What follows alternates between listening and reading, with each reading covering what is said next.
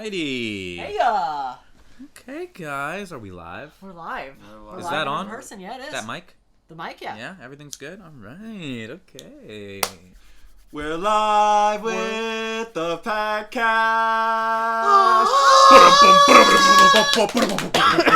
My goodness. Well, in case you haven't surmised by now, we saw Dune this past week. Dune! And we can't wait to talk to you about it. But first, let us introduce ourselves. I'm your host, Jeremy Van Suarez. I'm Jacob Wade. And I'm Logan Riley Bruner. And welcome to the Packcast. This time, in person. We figured out a pretty good setup. I'm kind of inclined to maybe do this more often if we can. Yeah. If you guys like the new look, if you like a little in-person thing, let us know. Let us know how you're feeling. Hi, folks over there. Hey. I've got to Hey, say folks hi. over there. How's it going? Yeah, how you doing? How we doing? Awesome, awesome. My death captured live on the Packcast. A little bit of housekeeping before we... Let's dust it up, baby, because I want to talk about Dune forever. Yep. Alright, so, housekeeping. In the works are some acoustic covers, as always. Yes. They are really coming together. Oh, yeah.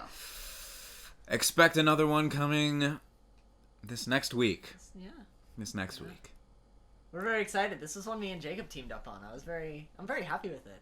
We got some footage over the weekend. We got some more footage a couple days ago. Yep. Yeah, it looks really cool. It's gonna be good. Yeah. It looks awesome, y'all. I'm so excited. What else? We've got interviews coming your way. So many coming your way. We filmed 3 more the other week. That's right. Round 2 is underway, and round 1 for some fresh faces to the collective. Woo! And if you don't know who I'm talking about, check out our website. And our Instagram. Yeah, scroll back a little bit. See what we've been up to if you're catching up, because we post every other day. So There's a lot going on. A lot of times a week. a lot of times it's a lot of content. It's a lot of content. We stay providing. True that. But for right now, you're here for the Packcast. You're here for us. Yeah. And we appreciate that. Also, if you are watching this on the day of release, November 2nd, then hey, it's Election Day, New York City. Go out and vote. That's Go right. vote! Do your civic duty. It's election day around the country. It's not just election day for us. Yeah. It's election day everywhere. Virginia, go vote for your governor. New York, vote for your mayor. Go out there, do your civic duty. It might be hard in some places, but it is worth it to get your voice heard in democracy. Change is only possible when you participate. So participate. Amen. Whoa. Or as Paul Atreides would do. All right. Alright, are we just gonna... Speaking of, let's do it. Let's Dune it. We saw Dune in IMAX, the biggest IMAX in the country. I want to start by saying I have read both the first book, the second book, and I've seen about 20 minutes of the original David Lynch. Jacob, what's your familiarity with Dune? I've read 90 pages of the book, and I saw the whole movie, which is part 1 of the movie series. So I'm looking forward to finishing the book, which I'm still mid-read. Oh, yeah. And moving on to Messiah, because I'm hungry for more story. Yeah. You know what I mean? I love that. Yeah. Logan, were you familiar with Dune at all before seeing the movie? Not at all. Hadn't seen the original movie, hadn't read the book, all I knew was the trailer. All I knew was, this is a sci-fi movie that got made a while ago, and it's based on some books, and heard they're pretty good, so this should be fun. That's why I was so excited for you to see it, so I want you to start us off. Oh! Please. Logan, please. What did you think of Dune? What did I think of Dune? Non-spoiler thoughts first. Non-spoiler. We'll get spoilers, Of course. but we're going to keep this spoiler-free. We'll do a big rotating text thing Yeah. again, okay? So, baseline thoughts. Just baseline, it was awesome. I saw the second half again, a second time on HBO Max with you when we were hanging out the I other did night. see Dune again, because it's in theaters and on HBO Max. Yes. I mean... You truly have no excuse to not see the movie. It's available almost everywhere, so just do yourself a favor, go see it. Go to the theaters, though. Yeah, if you can. Yeah, it is a theater experience. There's some of those IMAX shots that I was like, ooh, this isn't as satisfying. Half of this movie is was in IMAX, I'd that say format. 50-60%. I was really getting impressed up by there. it. Yeah. We're getting ahead of ourselves. Yes. Baseline thoughts, new to the Dune world. Directing was great. The writing was great. The acting was incredible. It was fucking beautiful. It did something really that I love, which is it introduced you to a world, but it didn't tell you a bunch of stuff you didn't need to know. There's never a sense of like, we're gonna tell you about all these people and they don't really matter. We're just kind of world building, so you know that there's stuff and this is the power structure of the world. It's like, I don't need all of that. All I need to know is that there's a family and they're dealing with some stuff on a planet. And that was enough for me to hook in and be there. I was hooked the entire ride. It did not feel like an almost 3-hour movie. No, not at all. In fact, I could have stayed for another hour, to be honest. I got a lot of spoiler thoughts.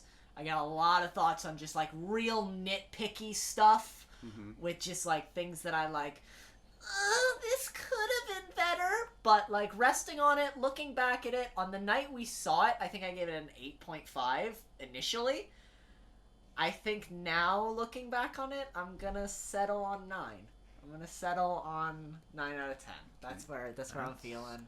Great. I am a little annoyed, that it was marketed as Dune, and not. And the moment I got into the movie, they went Dune, Part 1. Yes. Really quietly, they were like Dune, Part 1. Yeah.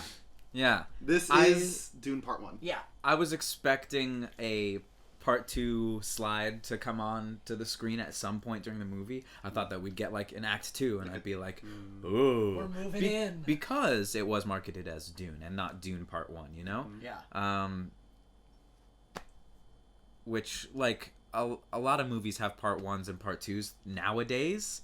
But I you feel only like have a preemptive warning about like, Yeah. this is Part 1. Yeah. Infinity War was never marketed as like, it's Infinity War. We knew Endgame was coming. Or it's like Right. they don't state that this is the first part. They would just be like, Dune.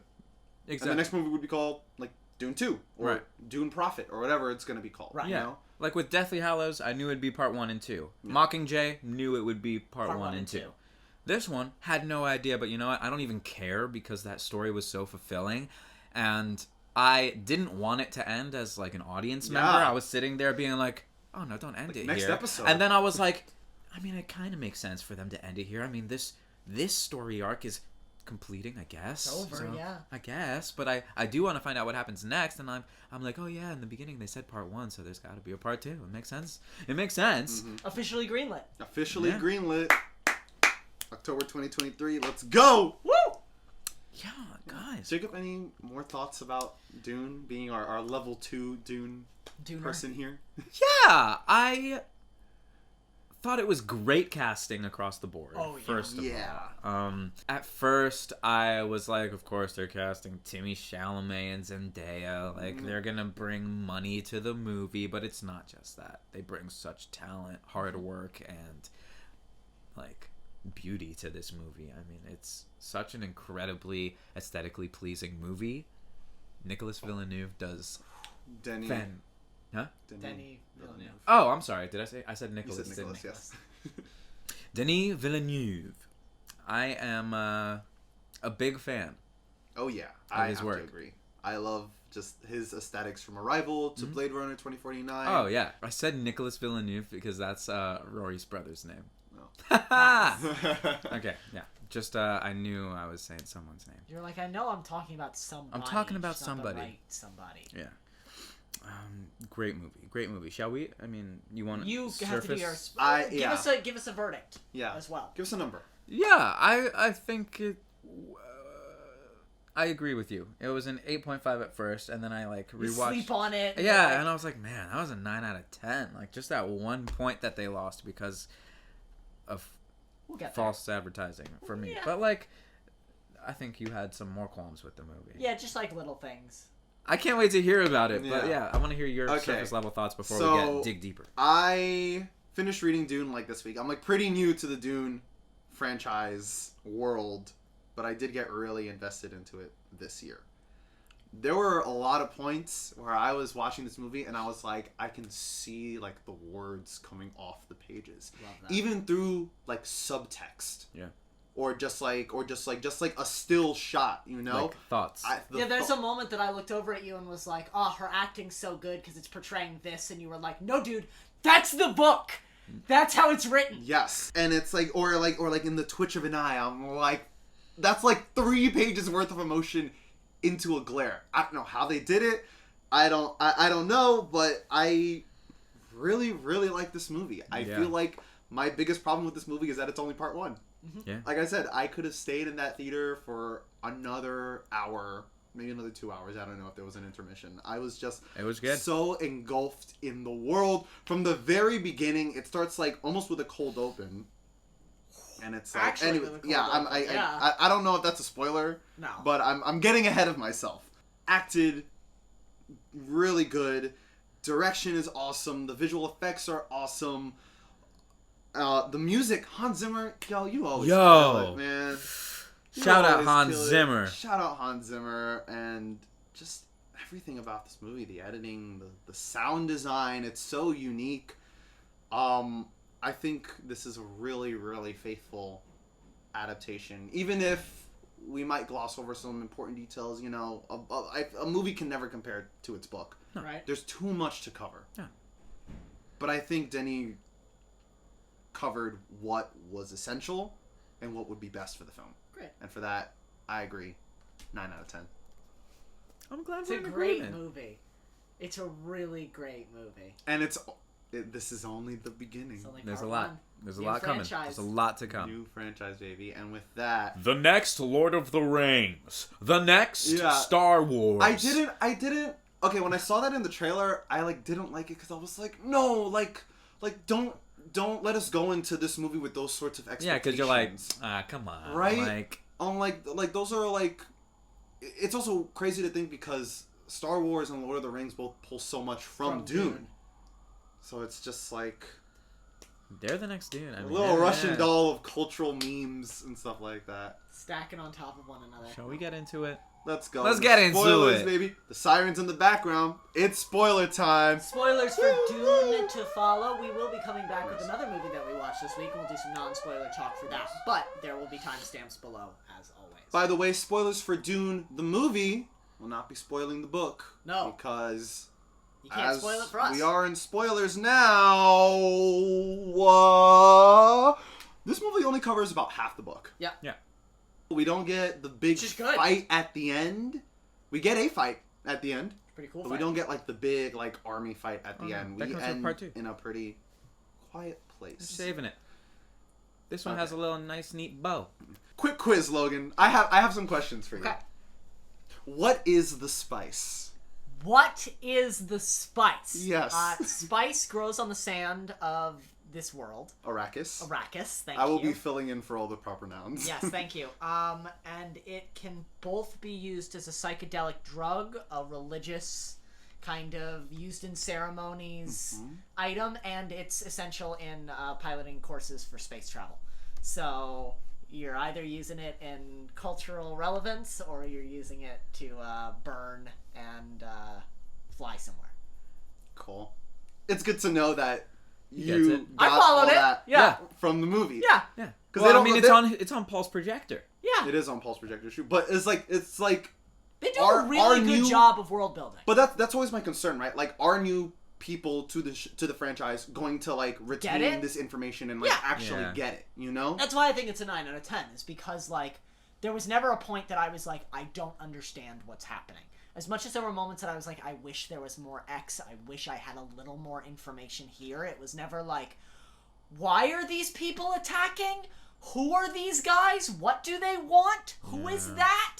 It was like if I missed something, it was because I had missed it. It was because I wasn't paying attention for a moment or had just slipped away. But Dune does a very good job of really leading you along and everything that you need to know. We're gonna walk you through it. We're gonna make sure you know the essential information, and anything you don't know, you're not gonna know because we don't want you to know yet. We want you in the dark. We want you a little confused about who these people are or what they might be in cahoots. It sets up a good mystery. It does. It sets up a great mystery. I'm just I'm really invested in as someone who's Yeah. new to this world, just what you think of it. Okay.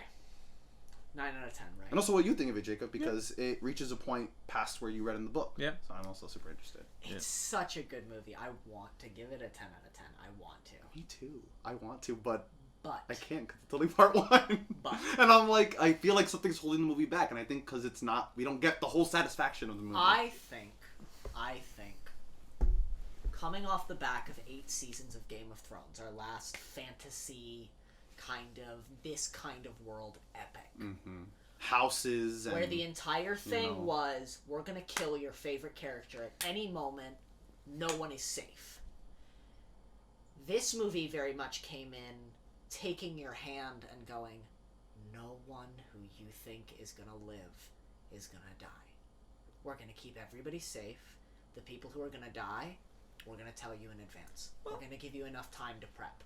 We knew that... Spoilers! We knew that Duncan was gonna die. We found that out at the very beginning of the movie. Yeah. We knew where he was gonna die. We knew when he was gonna die. We knew how he was gonna die. So the moment they arrived at that structure, I went, here comes Duncan's death. Mm-hmm. We knew that Paul's dad was gonna die. He had an entire... Well, one, trailers, right? There's an issue with this movie's marketing, which is that the trailers kind of give a lot away. They don't show his death scene, though. They don't show his death scene, but they show him getting stabbed. They show him getting ambushed and attacked, and then they don't show the whole scene. I think the most they show of it is when Shout Out Mapes touches his arm and has the bloody handprint on them. Because I assumed at that moment, I was like, oh, someone just stabbed him right there. Yeah, that's what... Which is, it happens directly following after with the Hunter Right, but it's still that idea of, in the trailers, they're like, someone's picking off my family one by one. And it's like, okay, so we know these And then they show the dad, so you're like... Okay, he's catching it. So I came into this movie very much being like, okay, so, I'm in it, I want to be emotionally invested, but every time we got to a character death that I felt I was supposed to be emotionally invested in, I had already prepped. Paul's dad getting stabbed, we had, Paul's dad, he's dead! Oh wait, he's not dead. Oh, we're gonna get another scene with him. Yeah. He's gonna get a cool death where he's gonna get to go out and flare and in style, and it's gonna be cool and it's gonna be heroic. And then we didn't even see Josh Brolin or the head of the army die.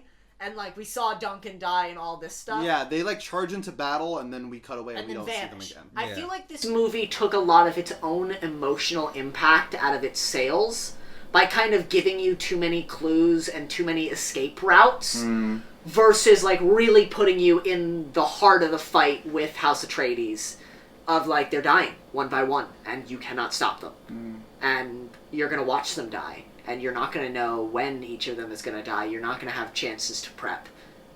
Like Paul, he's just going to find out that they're gone. Yeah. And it's over. This one felt very much like, hey, Paul knows they're going to die. That was a great place for the battery to be at, actually. Because it's right in the middle of me knowing what I'm talking about. It just felt like everyone that I thought was going to die was going to die. Right. I was not emotionally as invested as Paul was, and I wish that I had been. I wish I had that connection to those characters where I was like, I'm right in the heart with you guys, and you're dying one by one, and I can't do anything to help you. I wish I had felt that helplessness that Paul felt, rather than, well, Paul's gonna be fine, and I'm not really connected to his family. I like them, but I know they're going, so I'm not hooking into them. I'm hooking into Paul. And if he were to just suddenly drop, then I'd be like, what the fuck? Yeah. But he's the hero of the movie, and we're going to lose a couple families. This feels like his tragic rogue backstory is, his whole family is dead, and he has now been adopted by the people of the sand, the Fremen, and here he goes. Did you see Jamisa's death? The speaker? The Fremen at the end who gets in a duel with him. Did you see his death coming? No.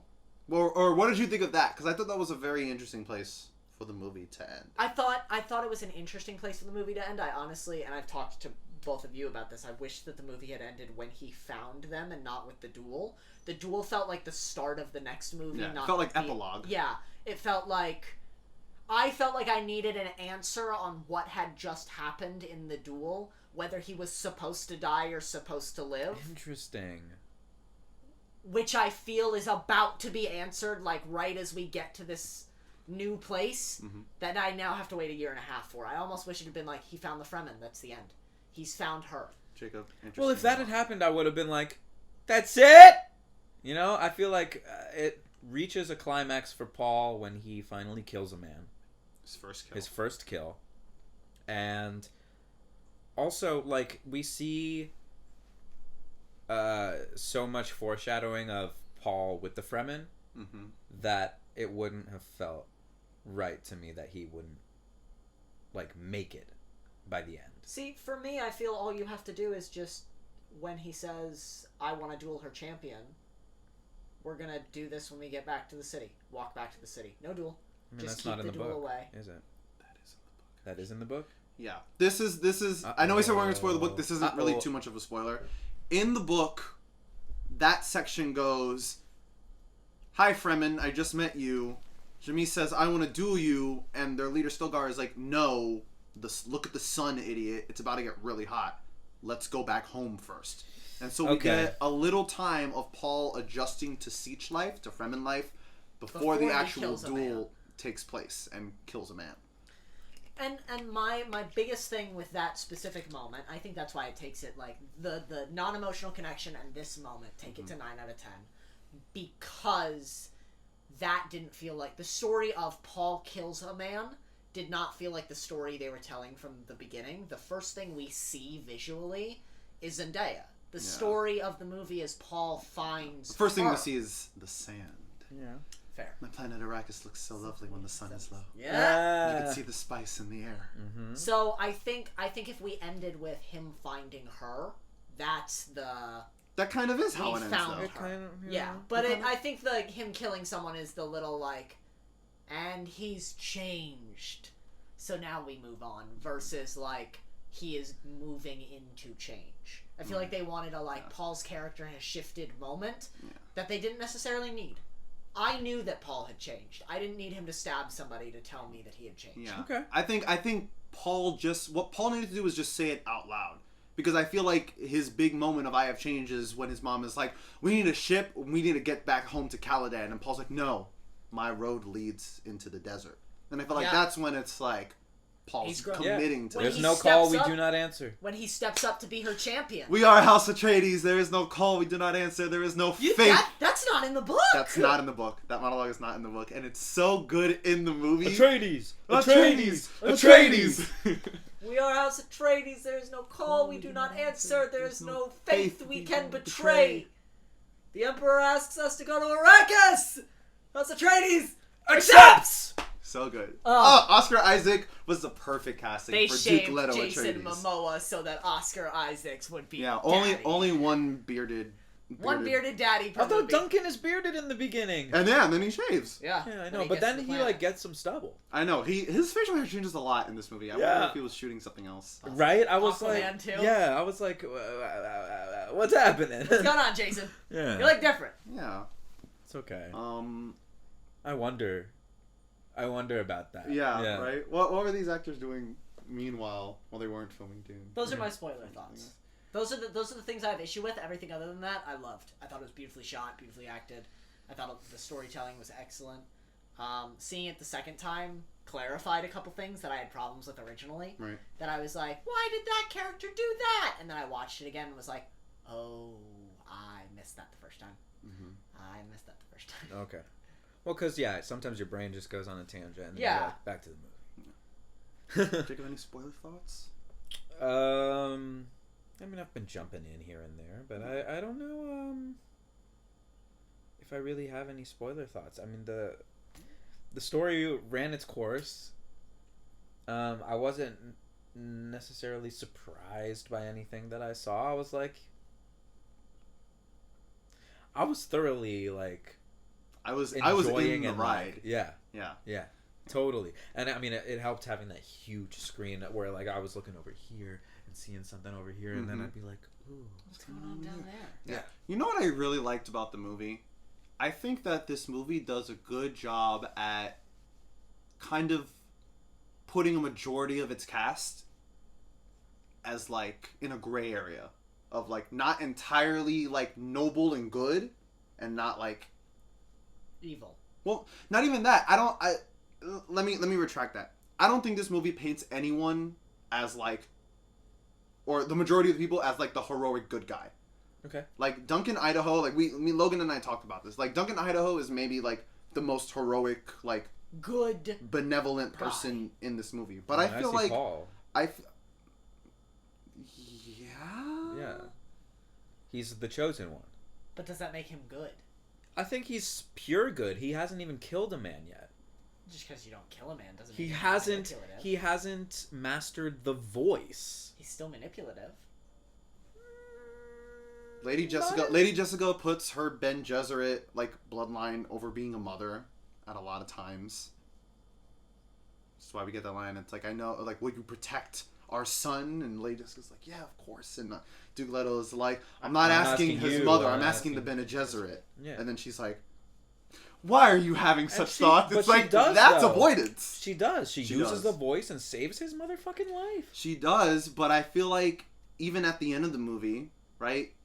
She's worried. Yeah, like, she is it's like stressed. everyone gets their like final like one shot and they glance into the distance and Paul passes her and she's like smiling and then she passes and she's like she's scared, like she knows Something went wrong, or she like feels guilty about something, which is very faithful to the book. Just want to say again. Yeah. But like I like how this movie, it's not like, like I don't know. Like, this movie doesn't give me the feeling of, like, Paul is going to be, like, Luke Skywalker. Yeah. This movie gives me more Anakin vibes. See, I was going to say this feels like Luke in the later trilogies. That, like, gray hero doesn't want to lead necessarily, but can, kind of retreats from society. But I don't think this Paul's going to retreat. I think Paul is going to embrace the power that is thrust upon him and hopefully make the right decisions. He is going to have some vicious battle in his future. Yeah, there's a holy war on the horizon. A holy war in my name! That was a great scene. Good. I love that.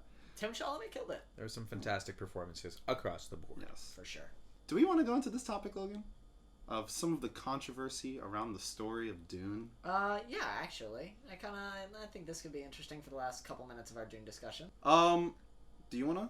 Sure. I think as someone who's only seen the movie, and I've been seeing this argument get made, I wouldn't necessarily make it, because I want to see what continues to happen with the movie's evolution.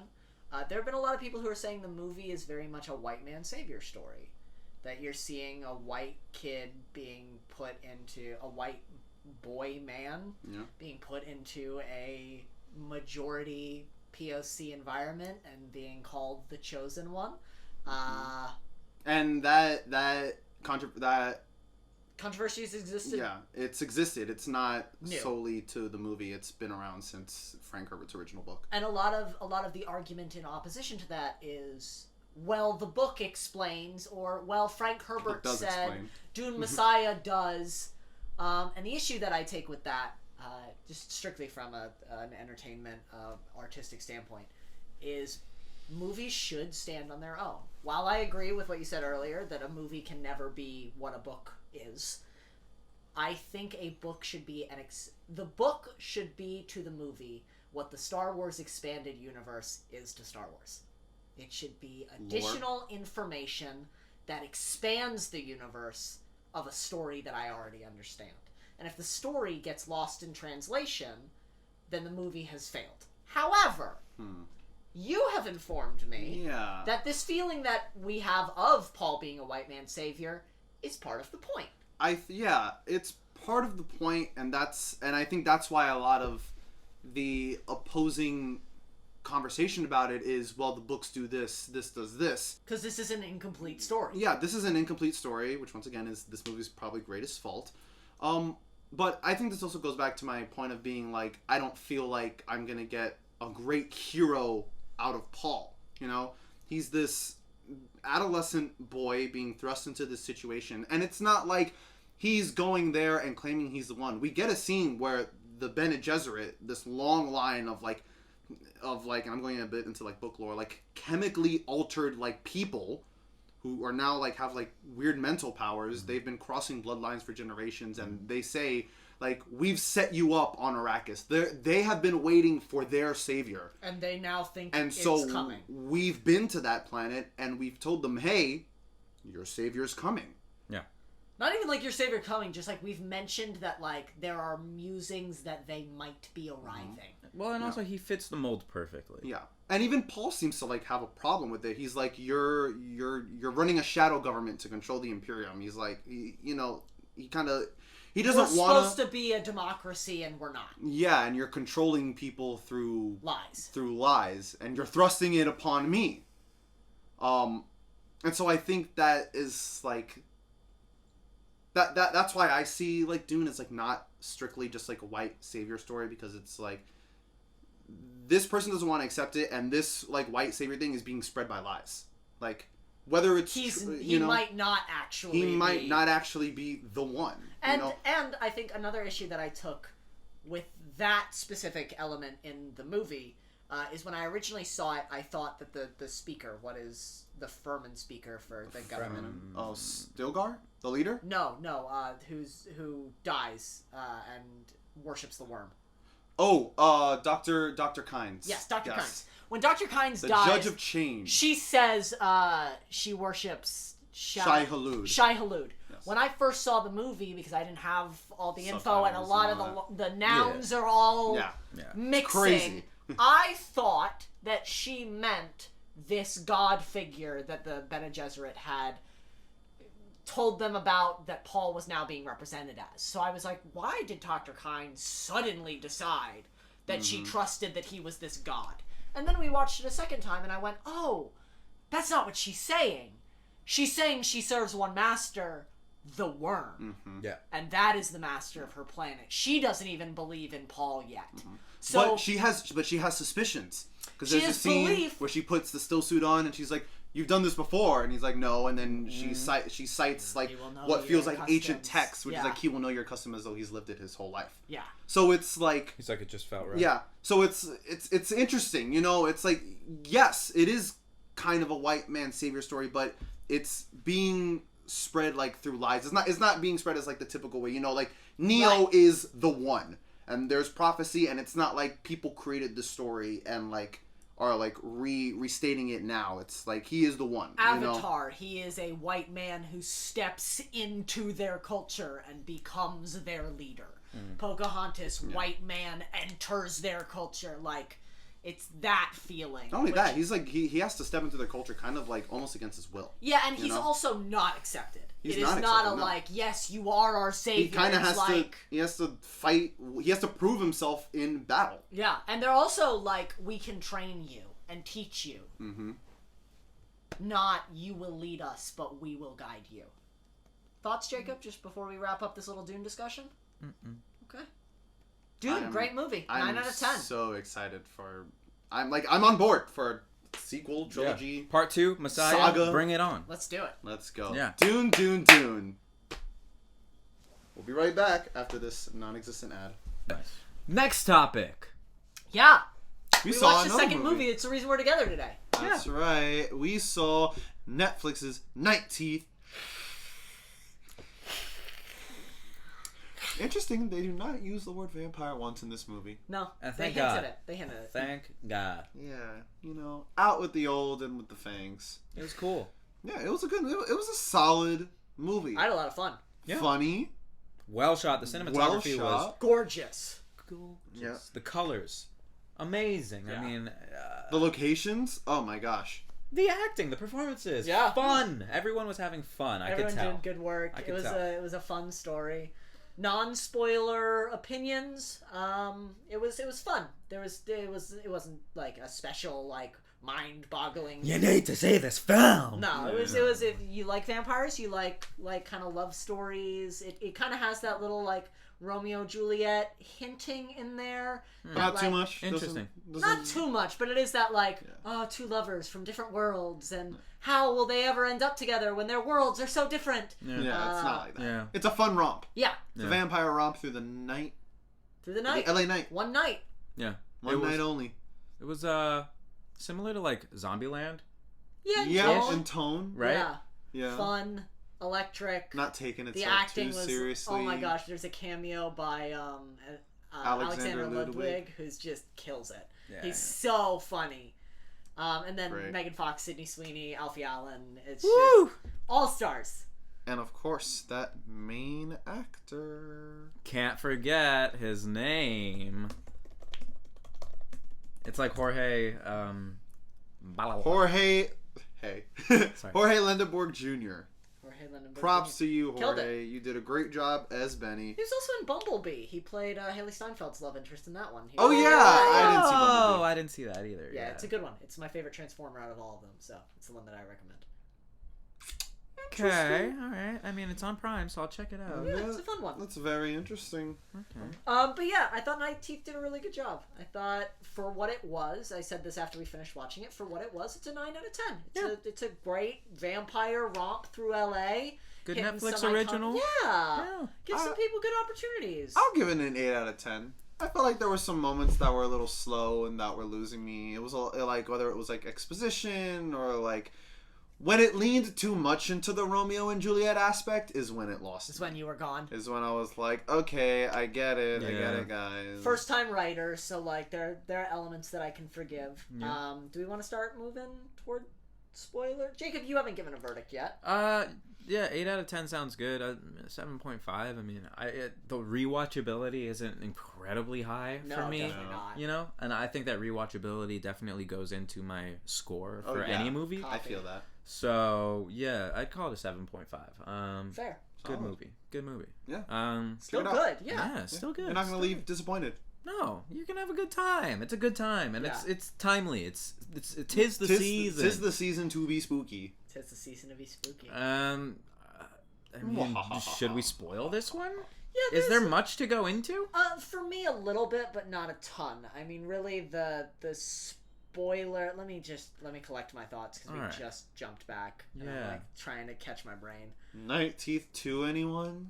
No. No. I'm okay. It's a one and done. It is one. It should be 1 and 10, I think. I think an issue the movie had was, and I think it was honestly a budget thing, was that like every moment of violence was off screen. Yeah, a lot There of was it no was. the only violence we really saw was biting, and that's really kind of easy to hide. Like the fights were like two cool effects, and then like some fights in the background where some people did some flips, and that's cool. Yeah, there was a really cool shot to the head. Yeah, there was. Yeah, it was really cool. beautiful effect. Yeah, I really wish we saw the Alfie Allen, Megan Fox, Sydney Sweeney fight.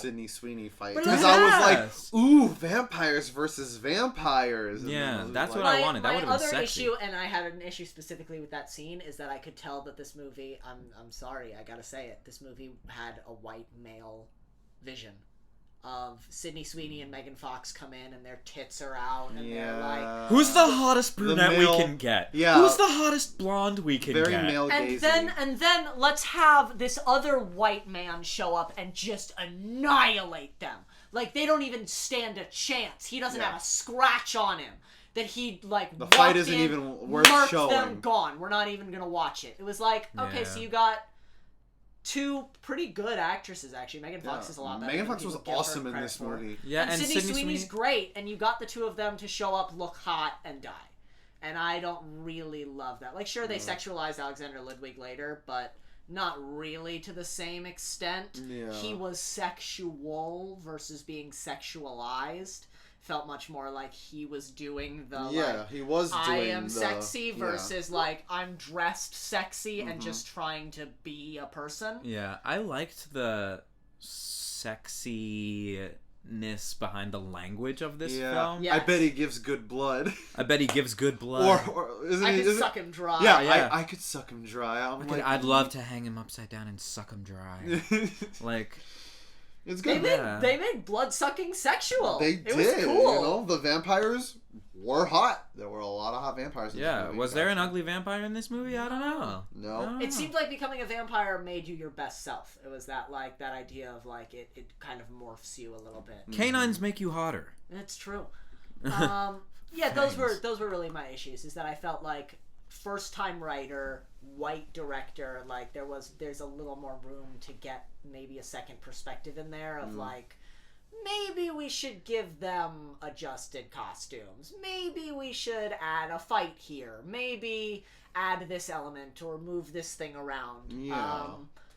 Because the overall package was really good and fun and funny. I definitely felt like this movie could have stayed the same length. They took out like one of those like long talking scenes between Benny and Blair. Yeah, Benny and Blair. Yeah, there was like sometimes it would go on for like too long, and I felt like if I had gotten some more action, right, that maybe this movie would have been a good balance of both. Or I felt like one like, definitely outweighed the other, and that's fine in some cases. It doesn't need to be a constant action fest. Also, it's an hour 48, right? If you make a 2-hour movie and add 12 minutes of action and space that out throughout the movie, that's not that much.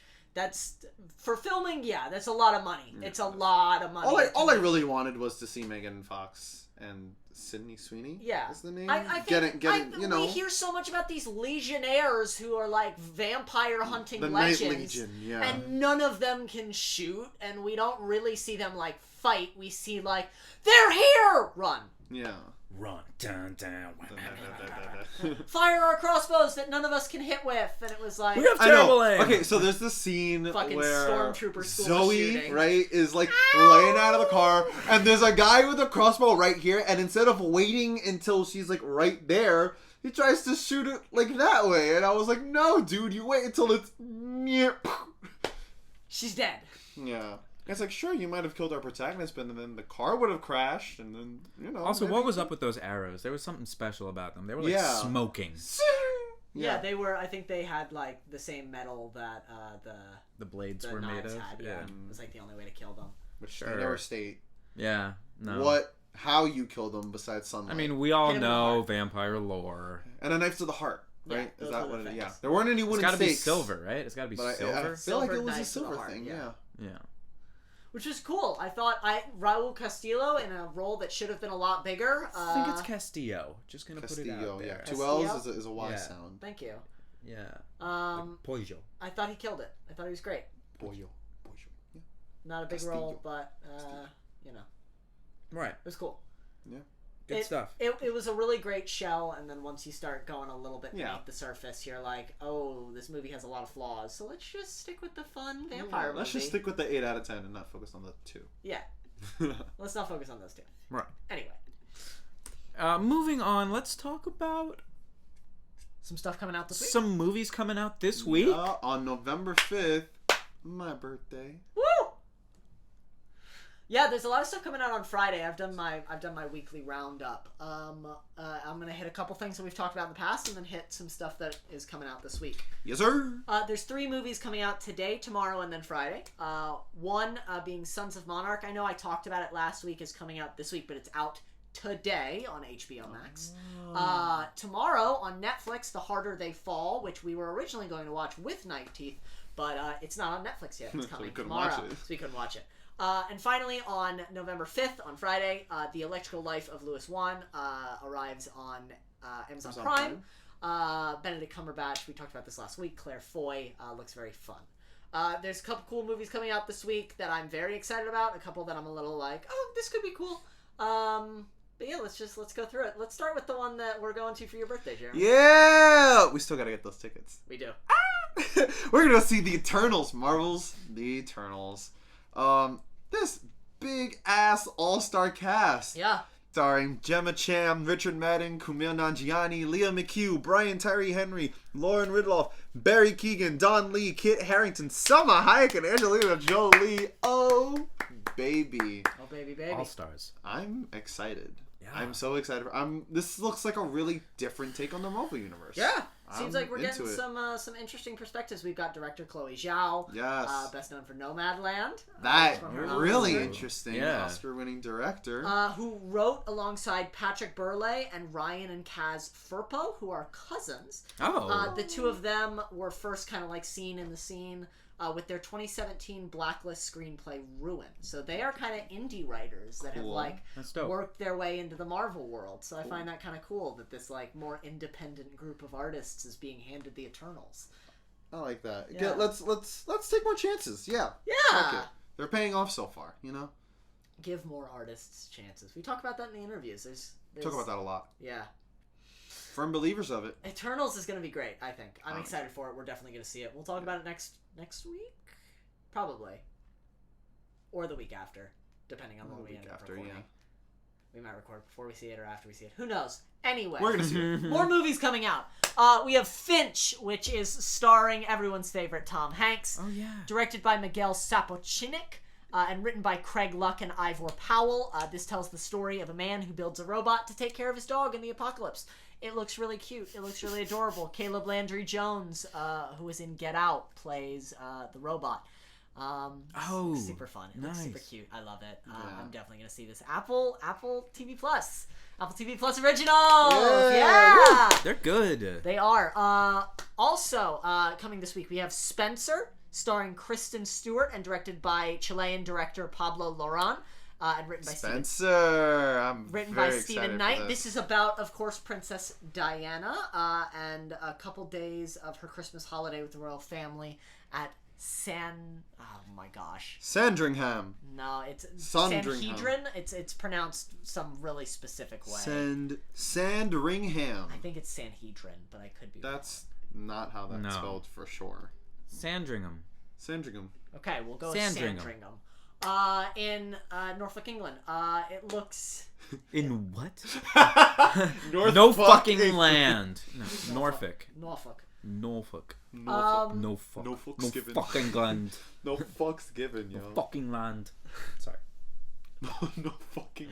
This is gonna go on for hours. It's the director of Jackie, of course. Great movie. Great movie. Another movie about a powerful woman of history, so we're looking forward to this one. There's been a little bit of controversy around this. Some of Diana's friends. Oh, yeah. Don't so, like, particularly excited she would about be it. appalled to see how she's portrayed nowadays. Yeah, so I'm intrigued to see the film. We have an interesting looking It sure did look interesting. called Love Hard. That is a word to describe this movie. Love Hard. Okay, it's directed by Hernan Jimenez.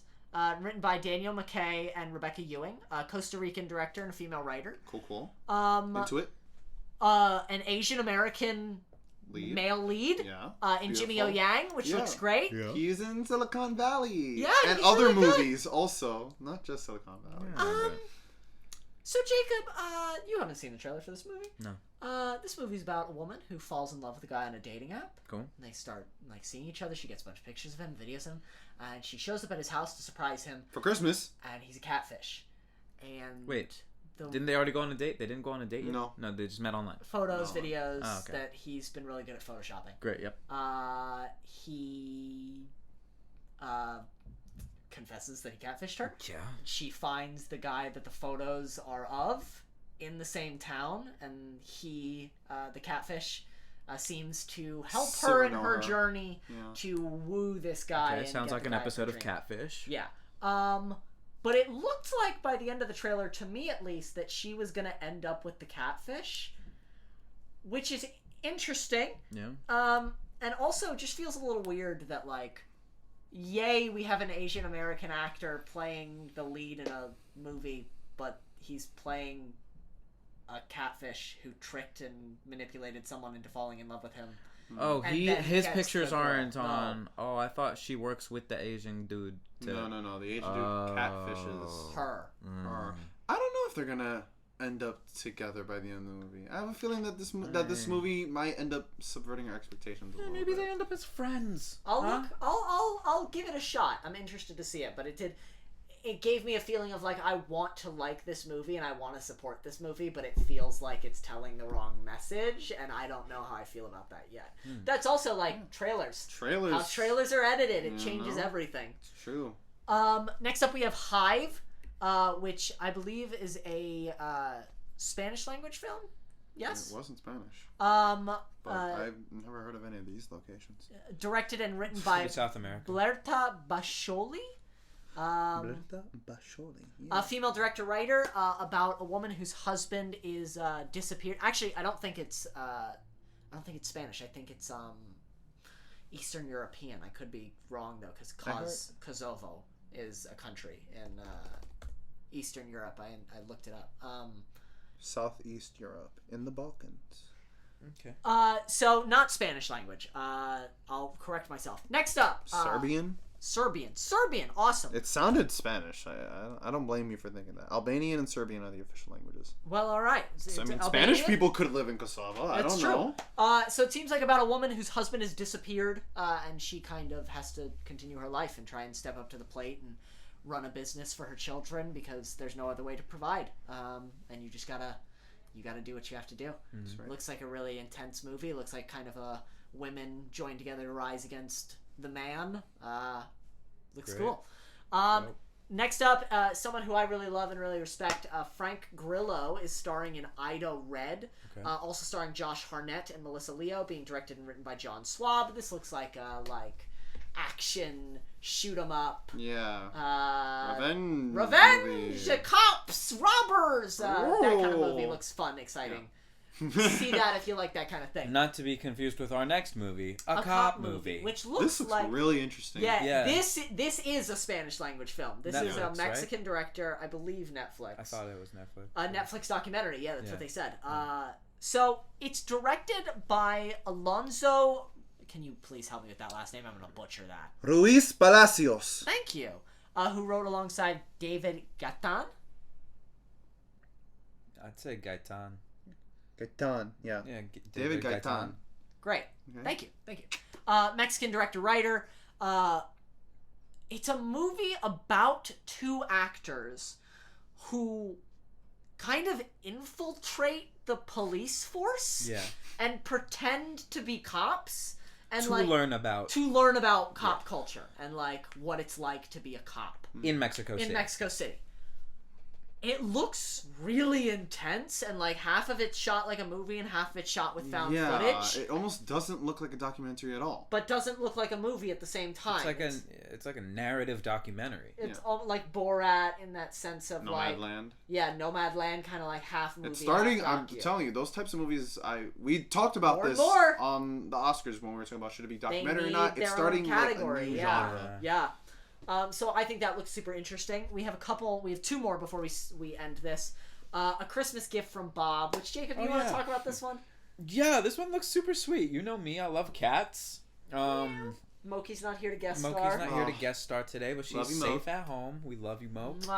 It looks heartwarming, like a good Christmas movie. Yeah, and a little also early. And it's also got a diverse-ish cast. Yeah, we had been noticing. We had watched 3 trailers that we were like, "There's a lot of white people in these movies," and then we were like, "Oh my gosh, a Christmas so gift many from people of color!" This was the Christmas gift from Bob. Diversity in films. Yeah.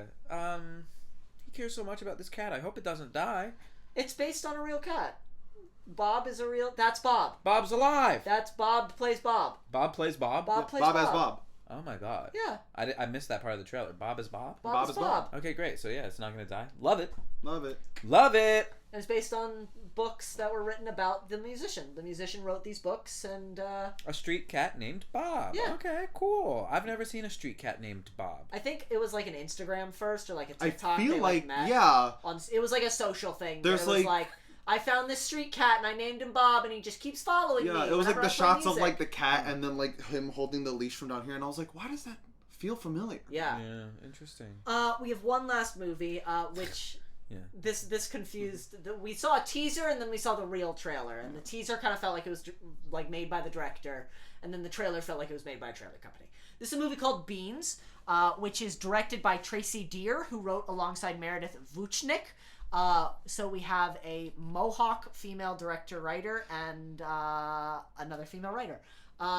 Native American tribes getting to tell stories. Very exciting. It looks really good. It looks really good. This is about the 78-day standoff between 2 Mohawk communities and the government of Canada in 1990. This is a story that I have never heard about. Yeah. And to have Pipeline 3 and some of the stuff that's going on in our country with tribe rights being kind of ripped away from people, it seems like a really timely movie. And yes, more Native American directors. Oh yeah. We don't have casts and stories. And casts and stories. Reservation Dogs. Yeah. Thank you. Sorry. I always think of Reservation that as well. Dogs on Hulu, which borrows the title from Reservoir Dogs.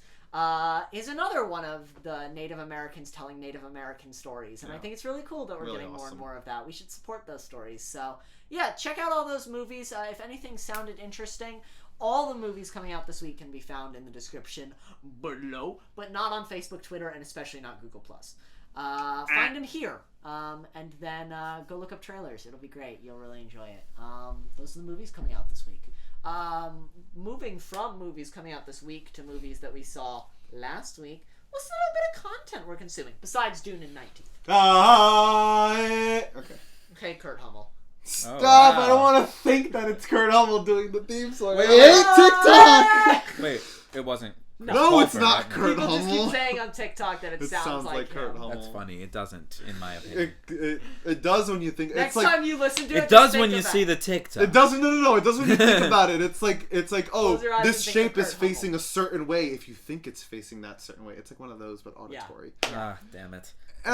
Okay, things I've been consuming this week. Besides Dune, I'm really into this new single from Swedish House Mafia and The Weeknd called "Moth to a Flame." Nice. Excited for the dawn to come, whatever that is. Abel, I'm with you. I've also been listening to Isaiah Rashad's "The House Is Burning," 2021 hip hop album. Really good. Favorite song is "What You Said" featuring I Am Deutsch, Dochi. Oh, yeah. Yeah. Yeah, well, I'll link it down. the TikTok artist? Yeah, is your I don't TikTok know. artist? I don't know. I don't either. I also That started. sounds a bop. It is a bop. Yeah. Did you listen to it? No. We'll listen to it after. Yeah. That'll be our credits song for the pack. If we're allowed. We're not allowed. Definitely not. I also started reading Hideo Kojima's The Creative Gene, or how it's known in Japan, The Creative Gene and My Lovable Memes. It's a series of personal essays about just kind of like content that Hideo Kojima has consumed and how it's influenced his creative process through Metal Gear Solid and Death Stranding. So, Nice. Love that. yeah, really nice. Still watching Star Wars Visions. Started playing Psychonauts, classic PlayStation 2 game. I fell asleep watching you play that. Gosh, that game is so freaking funny and like smart and like, I don't know, it's nice to play a game from like the early 2000s that feels, it must have been so ahead of its time because it feels really like intuitive and creative now in 2021. So it's like, it's just awesome to experience things like that.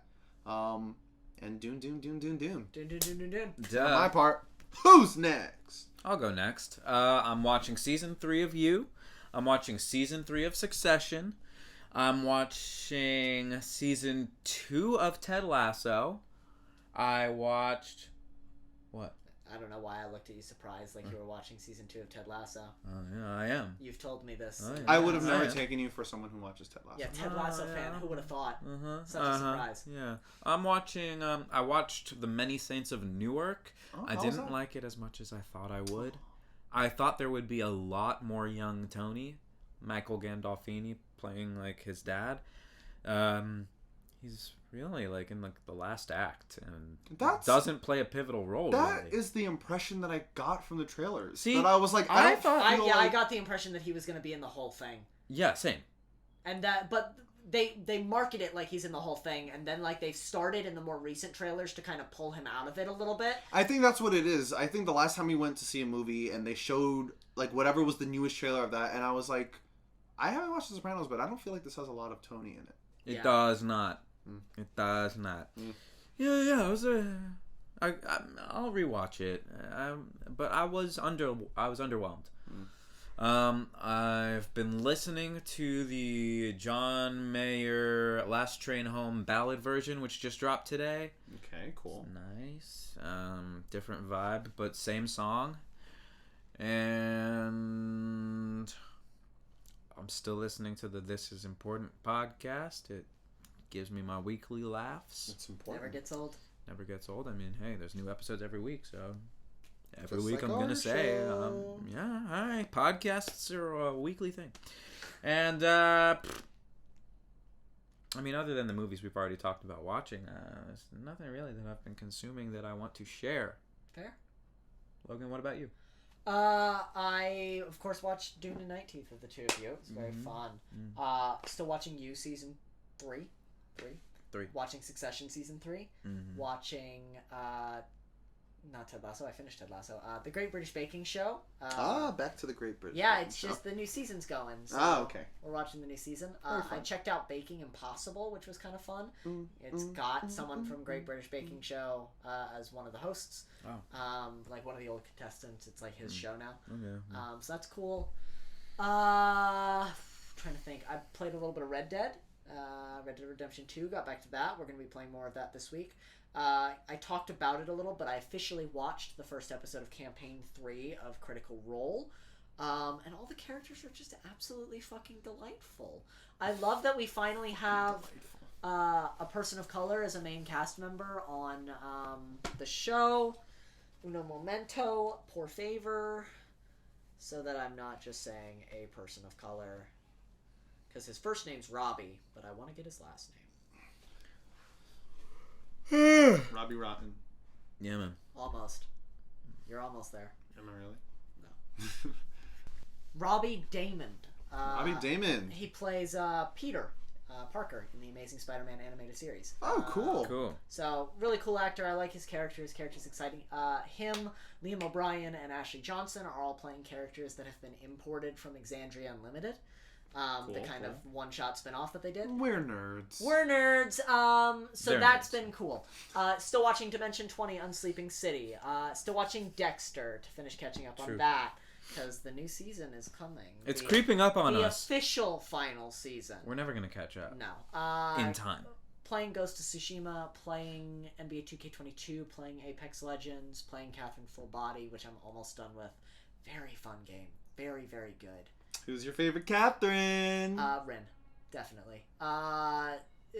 Spoilers for anyone who hasn't played Catherine. Spoilers for anyone who hasn't played Catherine and intends to play Catherine. The fact that a Japanese game company gave me a queer love interest makes me very happy. Yeah, great. The fact that I get a transgender Catherine is awesome.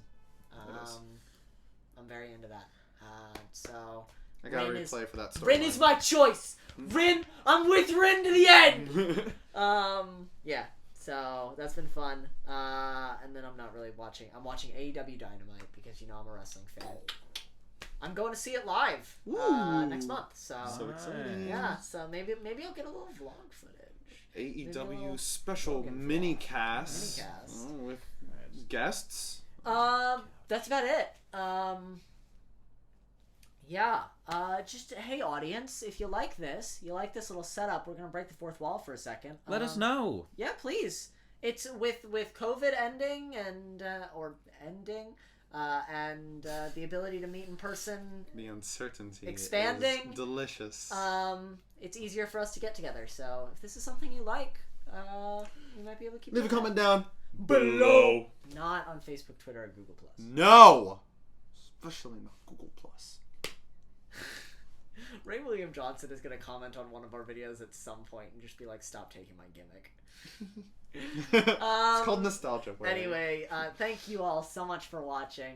All of you out there, I don't know. Shout out Michael Quintana. He's been a loyal fan from Jump. We My really boy. appreciate it.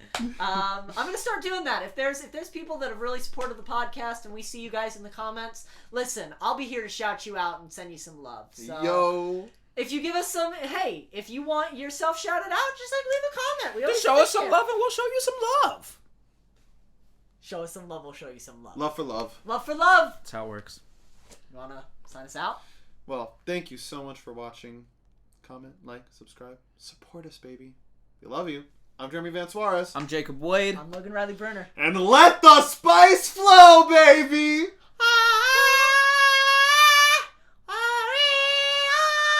Bum bum bum. Bum, bum, dum, dum, dum, dum, dum. Wah, wah, wah, wah, wah, wah, da, da. Da-da-da-da-da. Da-da-da-da-da.